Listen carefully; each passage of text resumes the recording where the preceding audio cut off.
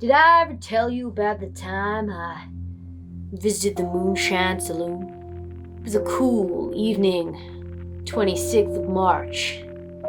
Someone may have been celebrating a special occasion. We thought we'd take our posse on down to the Moonshine to tickle our waters and taste the local brew. Little did Mayor Alice know she was walking into some shrewd business that clearly she was 100% getting on board with. It didn't take long for the fine folk of the Moonshine to recognize our mayor and make sure she was shrouded in the applause and admiration she truly deserved.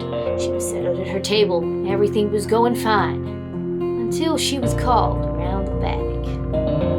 Did that sound wrong? Hi there and welcome back to Circle the World. My name's Alice and today we're talking about something super fun for you to do, another immersive experience. It has been a hell of a long time since I've done any immersive experiences on the channel and I super enjoy doing them and I have so much fun doing them, and I'm so glad that the restrictions are lifting, the world seemingly is coming back to normal and we can get back to doing things like pretending to be cowboys for the entire evening. Now the one I'm talking about today is an immersive cocktail experience called the Moonshine Saloon, based in London. It is just about a 5-10 minute walk away from Liverpool Street Station and very easy to get yourself to. The whole idea of this, it is a bring your own booze cocktail bar. So you bring your own liquor, you smuggle it in, and the fine folk of the Moonshine Saloon take it away for you and transform it into radical cocktails for your enjoyable experience during the evening. You get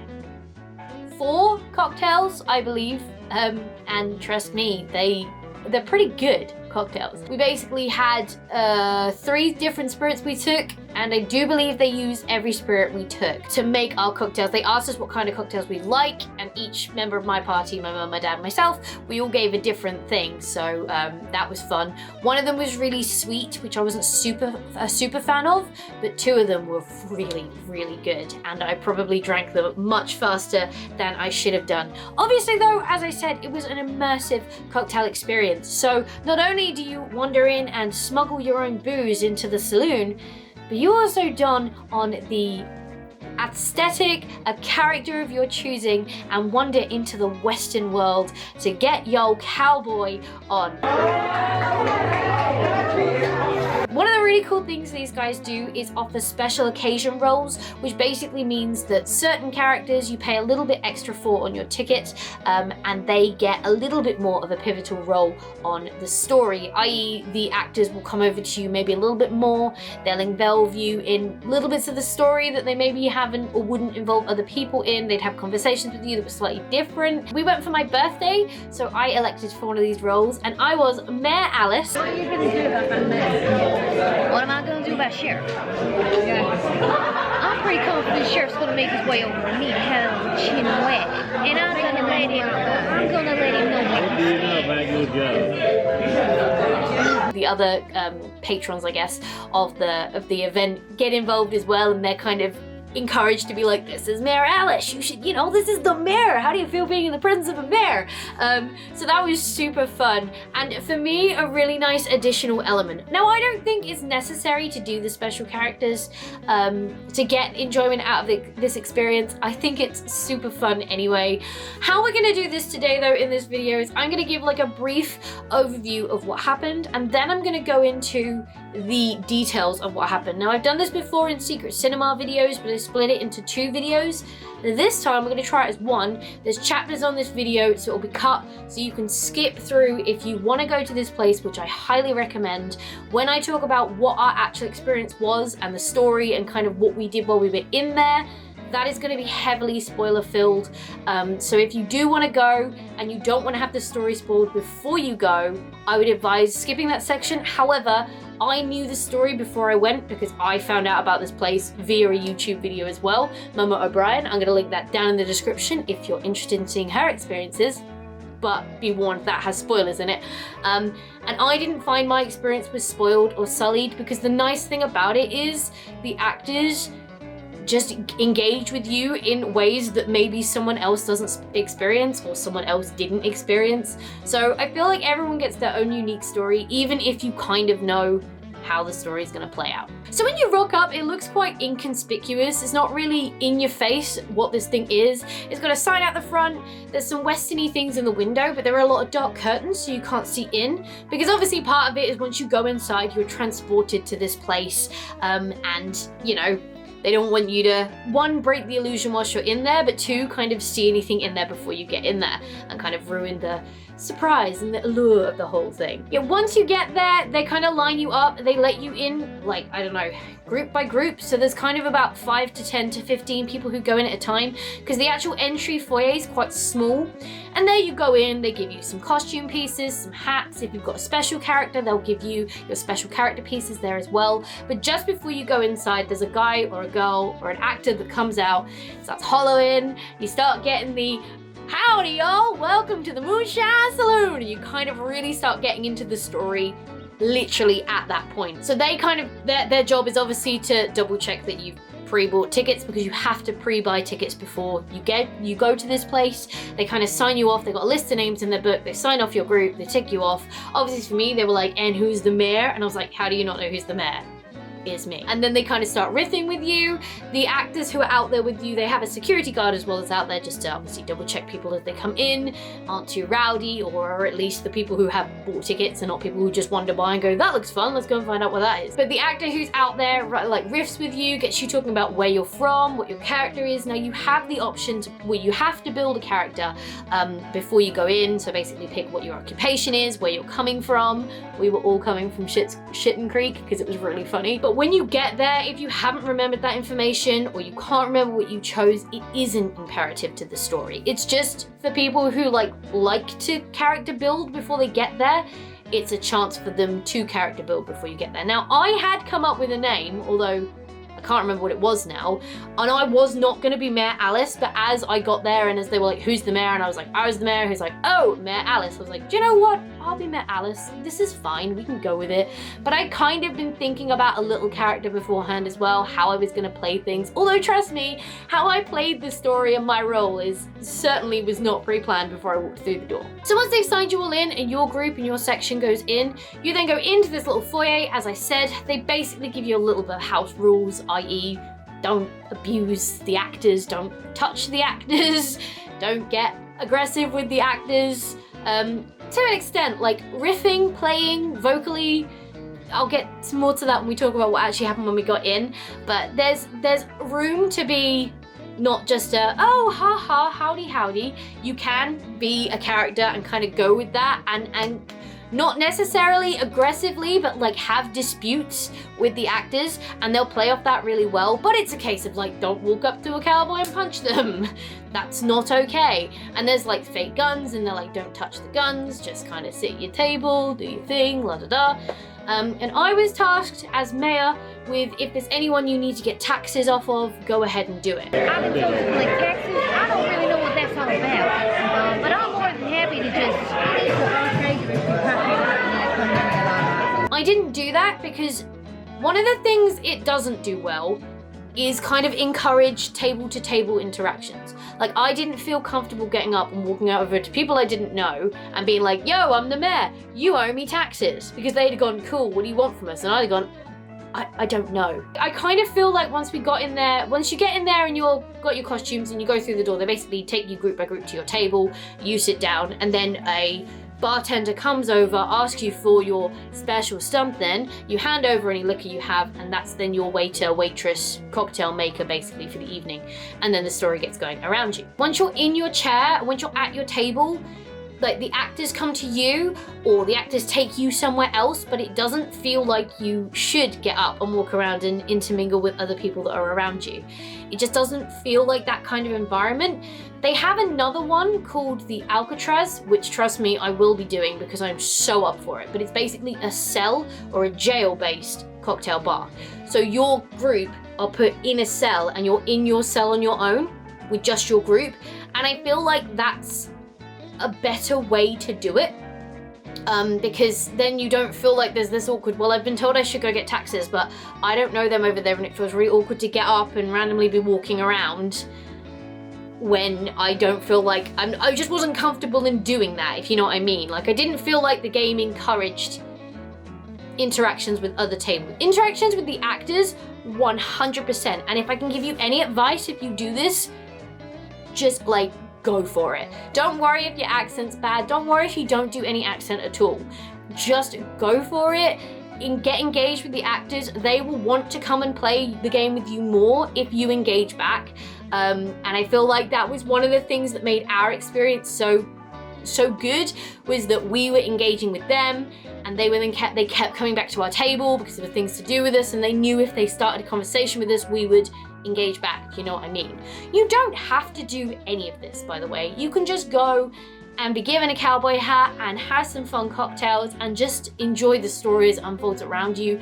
You don't have to super engage with the story if you don't fancy it, but obviously part of the experience is to get involved and play the story. Now, if you're still with me, I assume you want to know what happened inside the Moonshine Saloon with Mayor Alice and her party of people. Posse. Once you've got your costume and you're taken inside the bar, you are in the world of the Moonshine Saloon, where you are told by Cassidy as you enter there's some business going down that we don't really want to alert the authorities about, but you know. As mayor, Cassidy was very interested in getting me involved in his business, and kind of took me to my seat, sat me down with the party, and we were the first people he came over to take us on to find out what this business was all about. You know, I know nothing about this, and I was Leroy, so let's move on.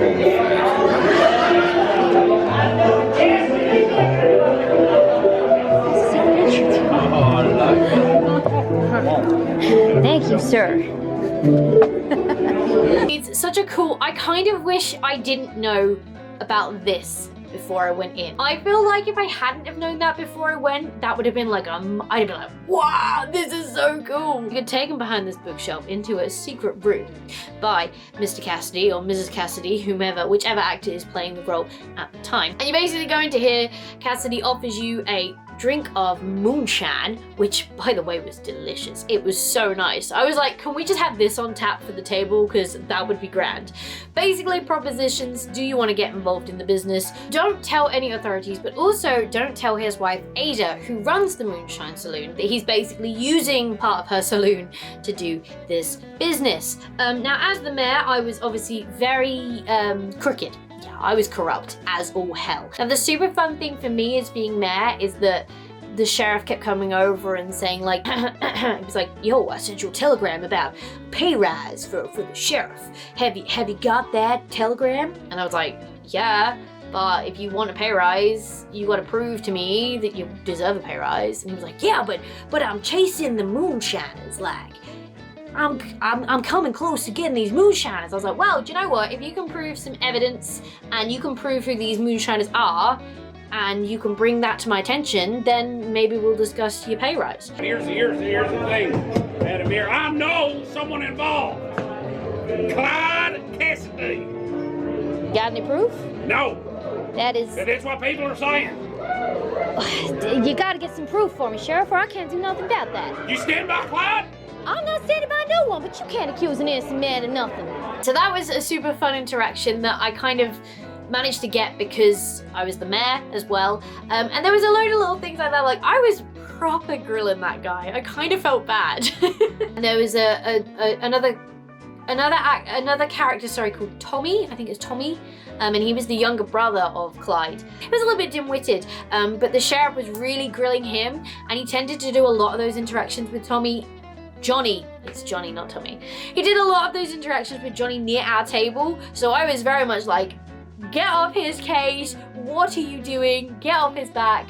But what was really cool about it is that every table basically, one by one, gets taken behind the bookshelf with Clyde, and then gets taken through the saloon doors outside with the sheriff, who's basically saying, do you know anything about the moonshine? And I'm sitting there probably slightly tiddled at this point, like, I know nothing, and all these fine people are lovely people and very law-abiding. They wouldn't know anything either. No one knows about your moonshine. Like, there's nothing bad going on here. But I was really ribbing that guy during that interaction. And I just really enjoyed it. It was fun to get on board and like kind of play with the actor there and be like, well, you're not a very good sheriff if you can't pick up these things, and how dare you accuse me and these lovely people, and blah blah blah. And it was just so fun to get involved, and I really enjoyed that part of it. It was quite a simple story, to be fair. Clyde is running a moonshine business. Ada doesn't know about it. Johnny does, but is kind of just there doing his own thing. The sheriff is trying to find the moonshine runners. At some point as well, normally one or a couple of the characters come over and they'll teach you a card game, because on your table you have a box with poker dice, some cards and some money. We were playing blackjack for a lot of the time, but then the sheriff came along and taught us how to play poker dice, which I didn't actually know how to play, so that was fun. I won and then lost. Holy crap! What the hell are you doing this That is magic. You don't need to go again, you already won. Well, that is intense. I applaud you. Well done, Miss Ada. Well done. You feel good now swinging from the bear? Oh, no. She won that fair and square. Fair and square. Fair and You square. swept the dice out there and loaded. I'm afraid I just need to accept. But you're welcome. No. I got $3. That was. I would. You earned that. Good on you. I need it to ask the Shepard to the dance.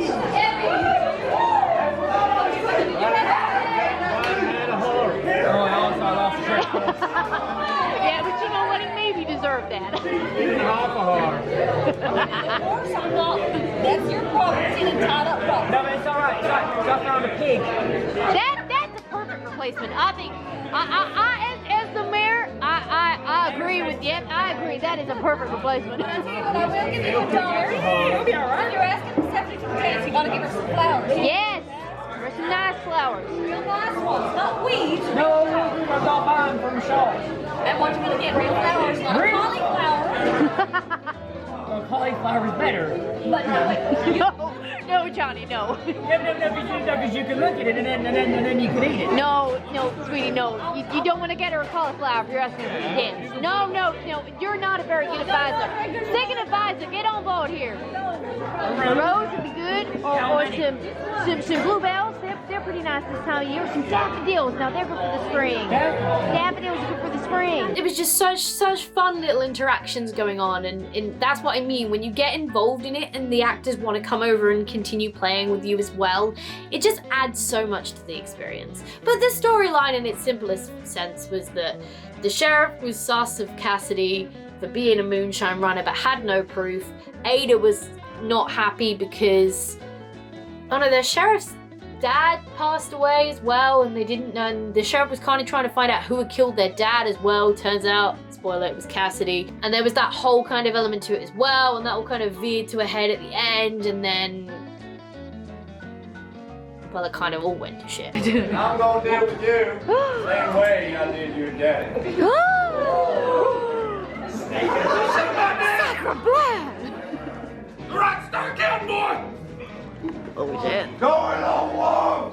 I don't want to get Oh my god! We want one more because I'm going to move your night. Dang. Oh, Sheriff's dead. Oh no! What happened? Oh God! Oh shit! What the hell is that? Out of this hot! No. No one's gonna get over to jail. All right? All right? You're fine. Okay. We all saw what happened. Leroy wandered in here drunk as a skunk. Yep. He shot himself. That's what we saw. That's all we saw. I stand by that. That's all I saw. But there was a really nice moment just before the climax of the story where, like, they were calling out group table names, and anyone who had bought a special occasion character was also called out separately. I was left till last, which was a little bit. I mean, I was quite far gone at this point. I think we were about 3 cocktails in at this point. But they told me my campaign slogan on my way in was "Not here for a long time, but a good time." and I totally forgot it. This is my favorite politician in town. She has put in the policies that make everything go around these parts. Let's put our hands together for Mayor Allen!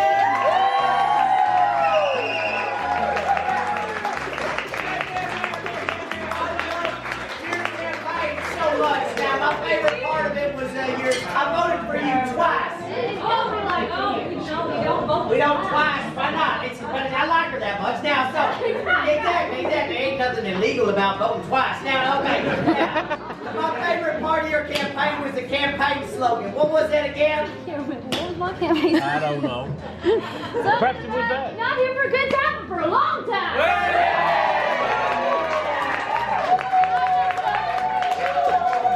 You know when you think about like a chaotic office and there's things on fire and the little people in your brain are just running around like, I know we put it here somewhere, but I have no idea where it is. That was basically me in that moment. I didn't know that happened. That wasn't included in the video that I watched, so that was fun to experience, and I've just spoiled it for all you, so sorry about that. But that was so fun to experience. I just had a really good time. I apologize profoundly to the actors post-game because I was very tiddled and probably rambling a load of rubbish at you, but thank you all so much for making it such a fun event. I really had such a good time. So did my parents, who aren't quite as into the whole LARPing or, you know, like make-believe playing as I am, but still found it so fun to come along and get involved in the story. Thank you to my parents for being great sports and playing along as well, and joining in the game and kind of adding to the element for me as well. But it was so fun. I cannot recommend this experience more. It's a short, sweet, I think it was just over an hour, maybe an hour and a half you're in there. I would advise getting there promptly. They shut doors half an hour after the start slot, so if you're more than half an hour late, they won't let you in because the story's got going and the sheriff starts bringing people into the lobby, which is where you come into the building as well. Get there promptly. Obviously, the earlier you get there as well, slightly better seats as well. There was a couple of moments from where we were sat because we were up against the pillar. There were some funny moments with Johnny with the pillar, but I feel like because of where we were a little bit in the middle of it, but also a little bit blocked from it, which you maybe have seen from the footage I caught there. And a great thank you to the guys for letting me film as much as I did. Like I said, it's so fun. If you enjoy a little bit of make-believe and you want a fun 90-minute experience at a cocktail bar in London, and you definitely get tiddled, trust me you do, I would seriously recommend this. Massive thank you again to the actors there when I was there and the bar staff as well. You all made the event so much fun and I really want to do it again. So any friends I have, if I invite you to London and tell you to put on your best cowboy boots, you know where we're going. I will also at some point be heading down to the Alcatraz. They kind of connect story-wise, but sort of not really. The difference being you get given an orange jumpsuit and your table is in a jail, in a cell. The only thing I've heard about this though is the tables. Now I don't know if this is different now, but some of the reviews I was reading about it is they're quite little tables and they slip quite easily. That was one of the things I found about the tables in the Moonshine Saloon, was that they got really sticky quite fast. And then when you're playing with the money and the cards, I felt a bit bad because I felt like I was making the cards sticky as well, and the tables can get a little bit messy. It is just part of the game, I guess, but just some things to keep mention of. But yes, if you're interested in seeing me doing the Alcatraz, the jail cocktail bar, please let me know down in the comment box below. I'm confident I'll go at some point, but I'd love to take you guys with me if you're interested. Also, if you've done this experience, let me know your thoughts. Let me know how your experience was. Let me know what you thought about the whole LARPing immersive cocktail bar experience. I've never heard of anything like this before, and when I heard about it, I was so up for it. I thought it'd be a great fun thing to do for my birthday as well, which turns out it was. But for now, thank you so much for hanging out with me today. It's been an absolute blast as always. So if you enjoyed this video, go show that like button some Western love, and if you want to support the channel, go hit subscribe and ring that bell so you don't miss next time I upload a video. Stay awesome, and I will see you all in the next video!